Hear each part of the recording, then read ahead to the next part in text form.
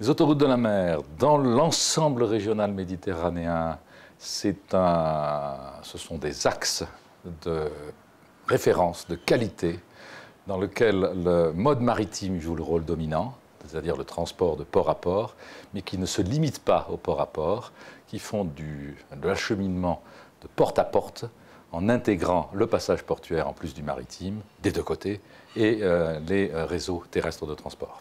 Les projets doivent nécessairement être structurants parce qu'ils portent une dimension régionale forte d'amélioration du réseau de transport et de reproduction des bonnes pratiques qu'on essaye de mettre en place à travers les autoroutes de la mer, dans les passages portuaires, dans la gestion des opérations de transport, dans la facilitation des passages de douaniers, etc.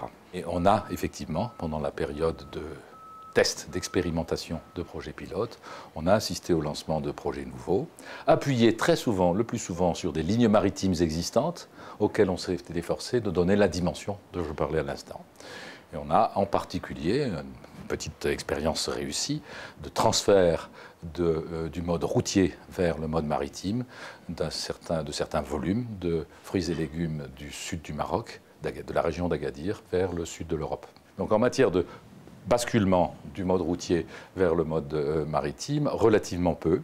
On a deux pays pour lesquels c'est pertinent, on a le Maroc et on a la Turquie. Pour les autres pays, c'est plutôt sur l'amélioration de services maritimes existants, voire la création de nouveaux services maritimes, en les étendant aux maillons portuaires et terrestres, qu'on s'appuie. Beaucoup de choses se passent dans les ports, puisque le mode maritime, le bateau, par définition, il travaille sur la mer. La mer est une infrastructure libre et ouverte, accessible à tous. Il n'y a pas de problème majeur là-dessus. Les navires, on n'en manque pas aujourd'hui, notamment parce qu'il y a eu la crise et qu'il y a même probablement trop de navires. Les ports sont relativement adaptés en matière d'infrastructure, de capacité, à quelques exceptions significatives près. Certains pays sont en besoin d'amélioration de leurs infrastructures, voire de création de nouvelles infrastructures, mais c'est en marche. Donc ce n'est pas vraiment ces points-là qui sont les plus durs sur les points du passage portuaire dans son ensemble, c'est-à-dire le passage d'un mode de transport à l'autre, et également, parce que c'est au même endroit que ça se passe, le passage de la frontière.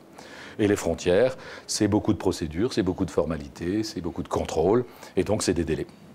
Alors des problèmes de financement, il s'en posera, bien sûr. On a travaillé sur des expériences pilotes, on a identifié des besoins qui ne sont pas nécessairement de grosses infrastructures, puisque c'est de ça qu'on parlait à l'instant, mais plutôt des améliorations d'infrastructures. Par exemple, il serait très intéressant dans certains cas spécifiques que des ports disposent d'un terminal de quai dédié aux autoroutes de la mer, de façon à ce que les opérations s'y passent de façon plus rapide, que les procédures y soient traitées plus rapidement.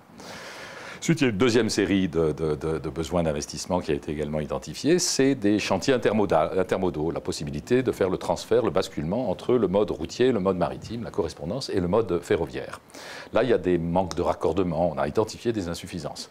Ensuite, il y a les systèmes d'information, les systèmes d'échange d'informations, parce que c'est l'échange d'informations accéléré et les solutions infotélématiques qui seules peuvent permettre de fluidifier les opérations. Et là, il y a des besoins aussi. Alors, qui sont des besoins éventuellement d'investissement en acquisition de systèmes, mais aussi en acquisition de solutions et aussi en formation.